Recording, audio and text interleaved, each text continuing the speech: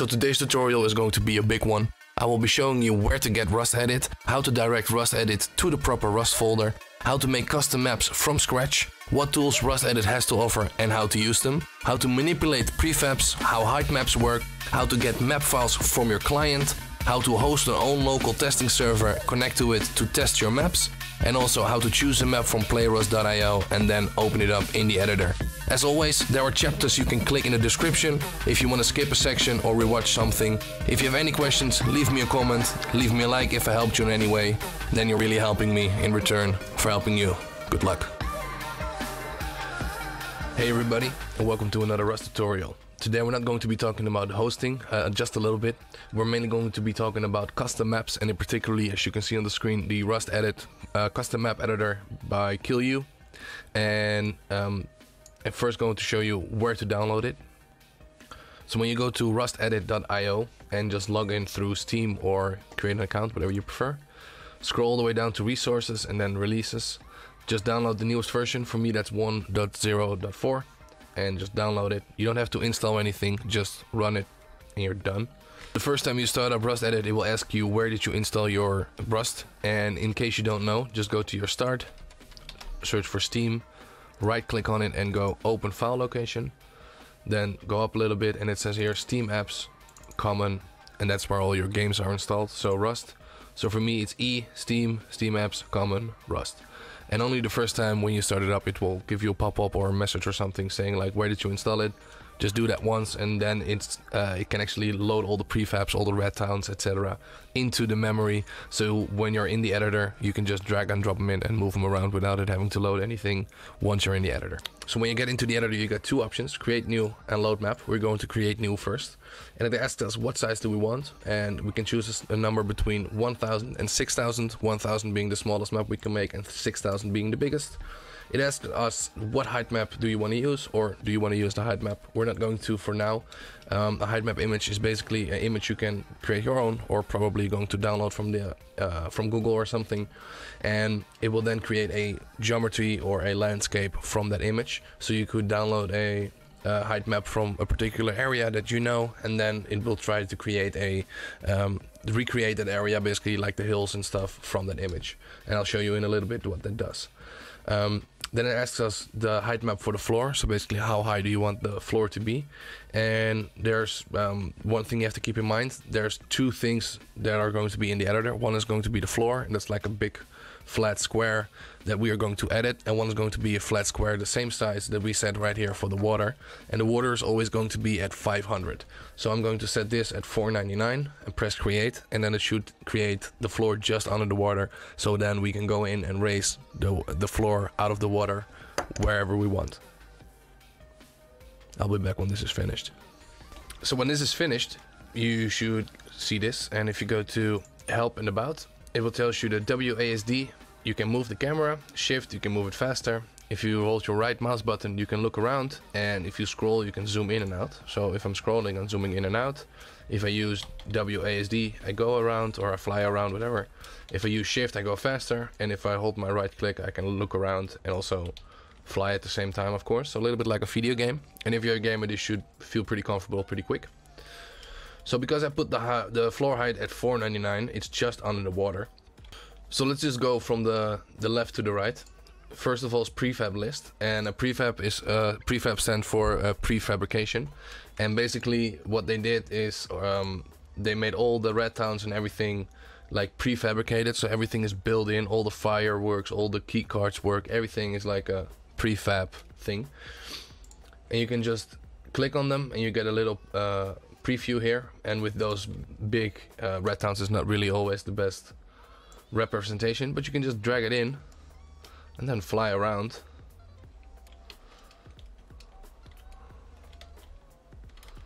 You can go in and edit stuff, well, not to the individual red towns, but you can like move it around. If you have the prefab list open and you click on a prefab, so in this case I'm clicking on the supermarket or the sperm cat, you get three options here: move, and then you have your three arrows, and these represent specific axes, so X, Y, and Z. And I can move it up to raise it out of the water, even though it will then be flying. But if you edit the terrain around, it should still be good. I can move it around on this axis if I grab this arrow, and I can move it around on this axis if I grab this arrow. If I then click here on rotate, I get the same thing, but then a spherical representation of the axis. Same thing though. So if I grab one of these bends, now I'm grabbing the blue one, I can rotate it like this. Here I can rotate it like this. And with the red one, I can rotate it like this. So you could make some weird Inception stuff with red towns upside down. I don't know, you go crazy. And then lastly, scale. You can, same thing, scale a specific axis, or if you want to do it all at once, just use the one in the middle and it will unify, make everything scale, unify scale everything, so make it bigger or smaller. And all these numbers here are the representation of the rotation and the scaling you did. So for scale, just make everything 1 again. For rotation, make everything 0. And then position doesn't really matter, but you could make everything 0. And then it's in the middle of the map.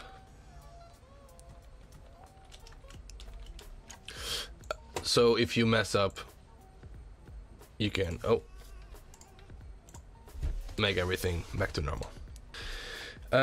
So in here there are so many things, complete red towns, but also bunker rooms.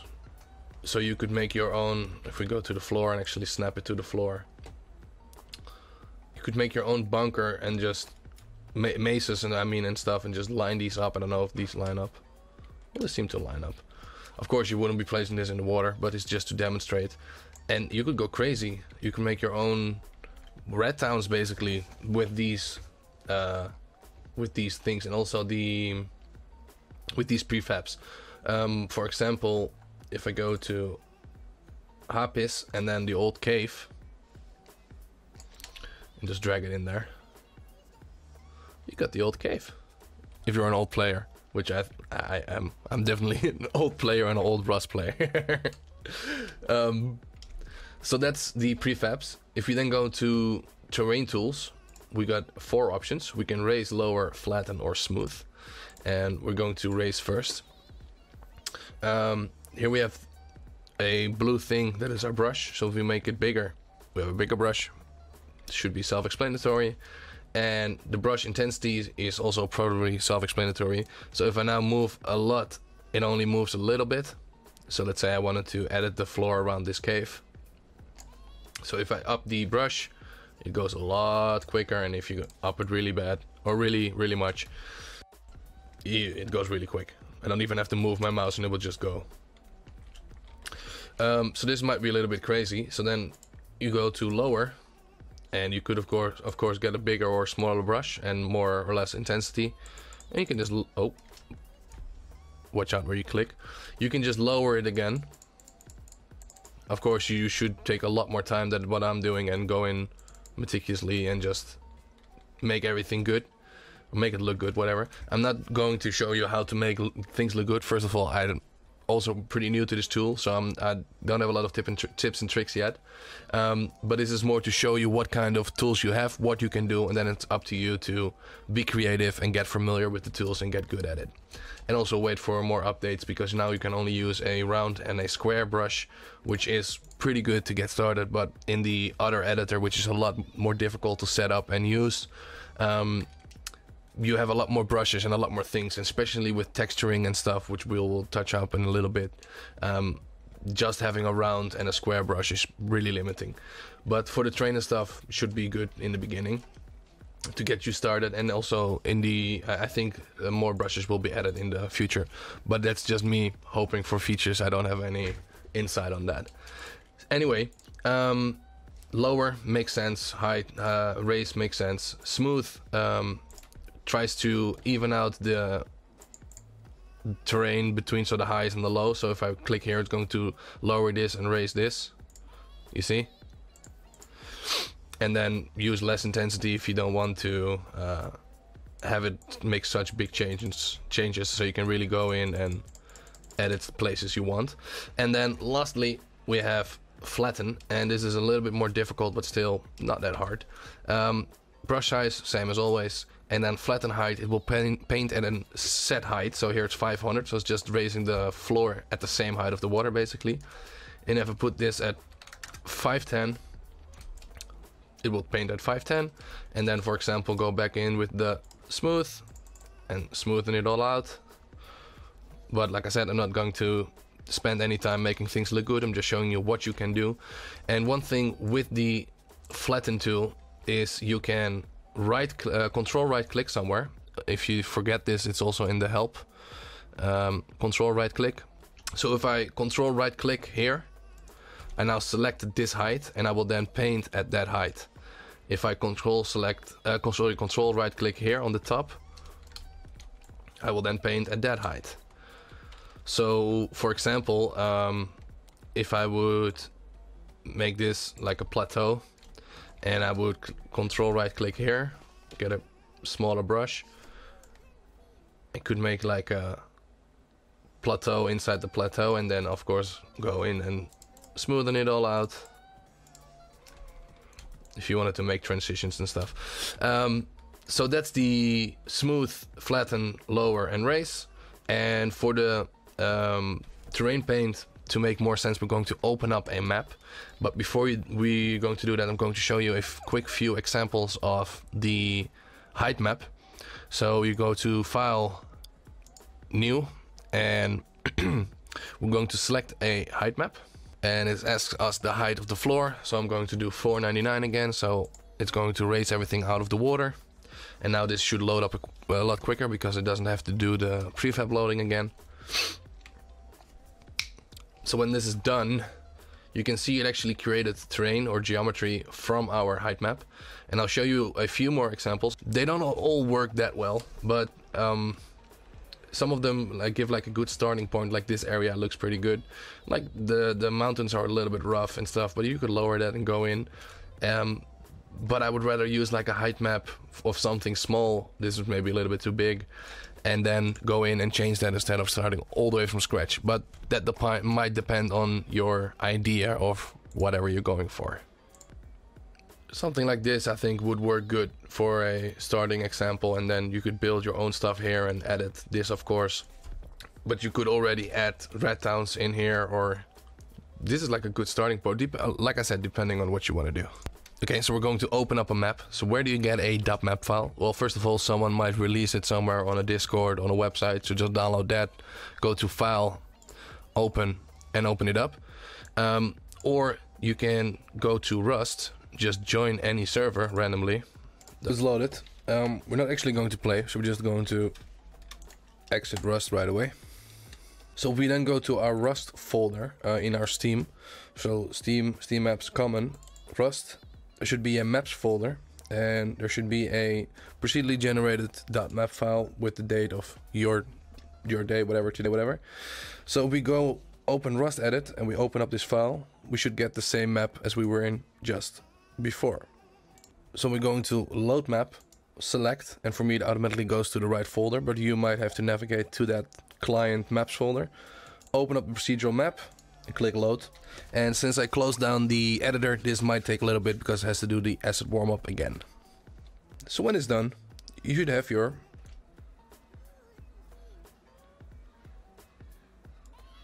procedurally generated map.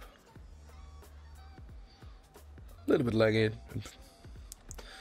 You can literally go in, click on a rock, and you can just move everything or scale it or rotate it and go crazy. Just delete it, whatever. Go in and raise the terrain. Whatever you want. And we are going to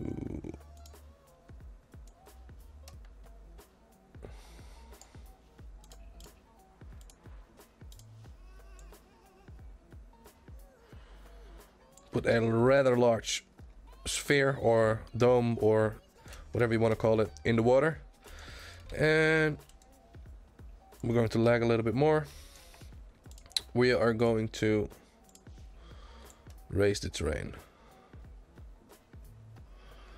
just to show it works.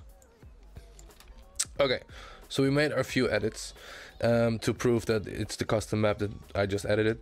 So one thing we didn't talk about yet is the terrain paint, because that's quite in-depth and it makes a lot more sense if you open up a map. You have 4 options: textures, biome, alpha, or topology. And textures is just how things look. So for example, I can choose snow here. I can just paint in, if it lets me. Oh, grass. Wait, I said snow. I can just paint in snow or whatever, forest. And that doesn't mean this is going to spawn any trees. For that you have to go to topology, but we'll touch on that in a little bit. So you can just paint textures wherever you want, and pretty self-explanatory. Just choose whatever you want down here. And you also have an option to show or not show water. So you could paint under the water. Then you got biome.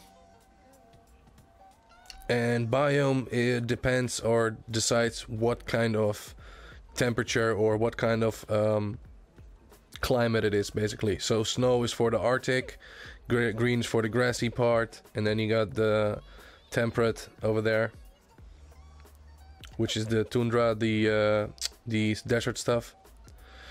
So you can just go in here and choose one of the biomes. So let's go tundra. We can just paint it in, or we can go Arctic and make this Arctic.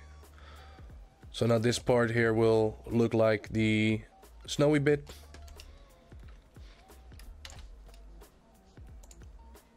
So you can use any of these. You also have alpha, which is used to make holes. So for example, if we can find something, you can see here with the alpha, you notice you can go into the floor here if you're a Rust player. So here you can choose visible and the black goes away if I paint it, or I can choose invisible, and then if I paint black there, the texture and everything will basically disappear. You get a hole and you can go through the floor. So this is what you use for red towns and caves to make the entrances work, etc. And then lastly, but definitely not least, we got topology, and this is really a handful. So here there's a really big list of kind of rules or areas basically you can paint in. So for example, if we take cliff, we will see that all the cliff sides has been painted in. And if we go, for example, beach side, this has been painted as beach. And for example, on the beach there's boat spawning and people spawning, and but this basically says what happens where. So if we go to forest, this is where all the trees spawn. But it's not just the topology, it's a combination of topology and biome sometimes.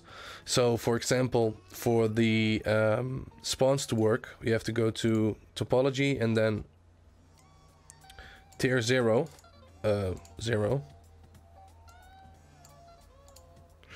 Tier 0. So this is the tier 0 side where all the spawn points are basically, but it's also tier 0, beach, and beach side, and mainland. Everywhere where that overlaps, there's a possibility you spawn. So they have to be all at the same place painted in, but it's all different layers. So you have to really go in and know what you're doing and paint in the right layers. So like I said, there was a lot of topology things, and I will post a link to a text file that basically says what has to be placed where for things to work, for ores to spawn, or for forests to work. So I will link you to that because it's quite a handful, and this is where you're going to be spending a lot of time. So you know everything about prefabs. Well, you know everything. You know the basics about prefabs, terrain tools, and also the paint. We had everything, I think. We did topology, alpha, biome, textures. We made a little edit. We put a giant dome there and we raised some land. So now we're going to save that. Save as. And we're going to save it in our Rust client for now. So we're going to say test map editor. And it should give us a successful message saying it successfully saved it. So we don't need this at the moment anymore. To now test our server, we need to or rent a Rust server or host it ourselves, which is not that hard and for free. So let's do that. Snowball Fred, which is a YouTuber and one of the guys you might have seen in the Shadowfrax custom maps video, if you've seen that. Otherwise, go watch it because it's one of the first videos that came out that had a custom map, so it's pretty fun. He and Buckity worked together to make hosting your own server a little bit easier, and we're going to be using their generator and their one-click solution, which should make it quite easy for you to set up your own server and test your maps. And also I will show you how to use that server to choose a map from playrust.io and then let the server generate that map for you, so you can open it up in the editor and then go crazy on it and let your creativity go wild. So there are two links in the description. One is going to be the Rust server exe one-click solution made by Snowball Fred and Buckity, and the other one is going to be the Buckity Rust server batch file generator. So we're going to run this one and we're going to let it extract to our C folder. Just click extract and it will do everything for you. I already did it, so I'm not going to do that now. And if you then go to your C, you will have two folders, Rust server and Steam CMD. Steam CMD will have some files in it, and your Rust server will look a little bit different. Mine already has a lot of files because I already downloaded all the server files. Yours will only have a Rust server and a maps folder, which will be empty, and there will be some text in there. We're just going to go to the Buckity batch file generator. We're going to run it, and it asks us, do we want to generate a map or do we want to use a custom map? We want to use a custom map. Then it says, where do you want Steam CMD, or where is your Steam CMD? And since we didn't change anything in the one-click solution over here, we just let this be default, and we change this to our name, which is already correct, test map editor dot map, and we click generate. And I'll do that again. I'll delete this. If you press generate, you will see that wherever the Buckity Rust server file is, it will generate a .batch file for you. And you will then drag that into your C Rust server folder, and it will ask you, do you want to replace it? Yes, you want to replace it. So you should have the Rust server and the maps folder there. We're going to open up the maps file, and we are going to our Rust client maps folder. So in our Steam apps common Rust maps, that's where we initially saved our test map editor. I'm going to cut it and paste it over there. So it's not in this anymore, and it's only in the server one. Then we go back to our Rust server and we're going to run our batch file. It's going to check if there's an update. For me, there won't be an update. For you, if you run it the first time, there's going to be a very big update, about 7 gigabytes. So make sure you have enough room to download everything. It will then go and download, pre-locate all the files on your computer and download them to there. If it gives you an error saying that rustdedicated.exe is not a valid comment or something like that, it means you don't have enough room to wherever it wants to download. So go into the batch file and change the locations of where it wants to install, because you don't have enough room. Otherwise, it should all work and it should just download everything, and then automatically you should get this. And it says it cannot load the file, it doesn't exist. It's gonna make it. Everything yellow is okay, everything red is not good. So yellow and green things, ignore those, they're good. So if we then go into our server folder, and I change this to my server 3 over here. So I go into the server and then my server 3, and there's a map here called test map editor. We are then going to copy it so it's in both places over to our client in the Steam apps common Rust maps. So it's in both places. And if we now run our Rust, when you're in Rust, you just press F1 to get this menu. You type in Client.connect localhost : and then the port 28015. Or if you change the port, do whatever you change it to. And then it should connect. So now we can fly around. Let's see if we can find the big dome. Oh, I see it. So here we can see the big dome and the terrain I raised around it. Very unsmooth. And the snow. So it is working. You can join a server and then go to your clients folder, your maps folder, open up the map in the editor, make some changes, and then put it back into a local Rust server. But what if you want to choose a map from playrust.io and then use that map, open that up in the editor and change that? So we open up our browser and go to playrust.io and click on map gallery. This will show us all the maps that you can create with the seeds and size combinations. So let's make a small one just as a demonstration. Let's take this map, for example. And up here you see the map size, and then after the slash you see the map seed. So I'm only going to put map size, map seed 8 and map size 1000, so it's the other way around, here and here. The first one is the size, the second one is the seed, and here it is, the first one is the seed and the second one is the size. And we don't have to change much else, and we're just going to click generate, and it's going to generate a batch file again, just like it did. In here we're going to make that Proc Gen from procedurally generated. We're going to close our server. Yes. And we're going to, this will disconnect us anyway. We'll leave this open for now. If we take that batch file and put it in our server folder, so not in the local one, but in the C Rust server, where our other, let's rename this custom map batch file is, we're going to put the procedurally generated one over there, and we're going to change the server identity to gen map and save it. And then if we run this, it shouldn't have to update because all the files are still there. It's going to create a new folder in here in a sec. And it says here vanilla 1000 seed 8. It should create a new folder with gen map.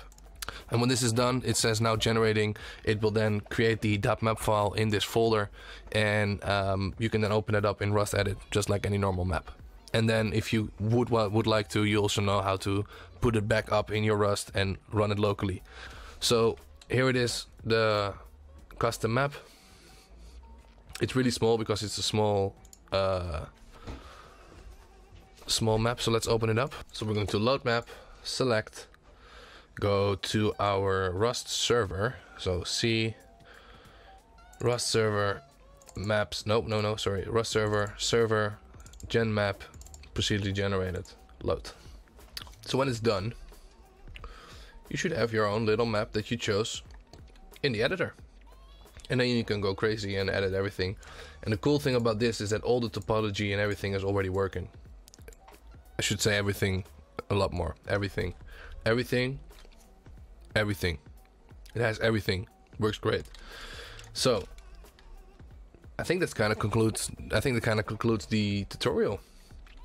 I'm very interested in what are people going to make with this, and I'm going to be messing around with this and have some ideas for maps and events already, because the SDK and the editor in combination with plugins and Oxide is just a whole lot of ideas and things that can get some really nice projects. And this is kind of the way that I hoped Rust was going towards, with actually supporting plugins, which it doesn't do yet, and allowing people to make custom maps and events and really make it the perfect sandbox survival game that I thought it was going to be, and I still hope it's going to be. Anyway, this should be a lot of fun, and if you have any questions, holla at me. Go join the official Map Makers Discord that I'll put a link in the description. There's a YouTuber called Vice, and he has done a really great job just creating a community and setting up a Discord and helping people have the tools to get started, alongside Snowball Fred, of course, who is the guy who made the first custom map ever on Rust, probably, if you don't count the guy who makes the editor and probably made some test files. Before that, let's say you made the first public map. And then there is, of course, kill you. Thank you for making the editor and releasing at least this version for free right now. And basically everyone who's trying to help and help people out, those are the names that I've been communicating with, and everybody was very helpful. So join the Discord if you need more guides, more tools. Go watch Vice and Snowball Fred. They are streaming map creation, and I will join them soon on Steam, making maps, etc. Good luck. Show me your work. I'm curious. As always, thank you for watching. Have a nice day. I'm out. Peace. That was not too bad.